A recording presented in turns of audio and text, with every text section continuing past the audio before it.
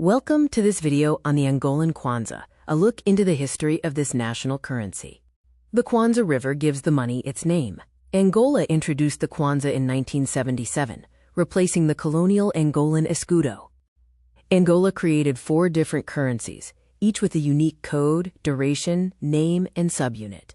The first Kwanza kept a stable value. The government maintained a steady exchange rate for 13 years, and the money featured Lwe subunits. High inflation hit Angola in 1990, leading to the introduction of the Novo Kwanza. Citizens surrendered old notes for government securities.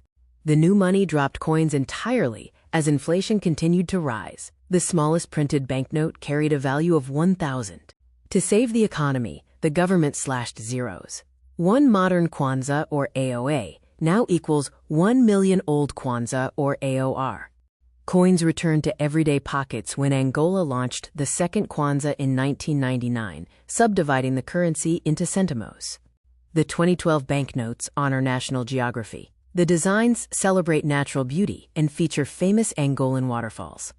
The 2020 series uses modern polymer, increasing durability. The notes feature Angola's first president. High security protects the currency. De La Rue prints the banknotes in England, and modern manufacturing stops counterfeiting. The Kwanza reflects the journey of Angola. The currency evolves with the nation as the economy looks toward a bright future.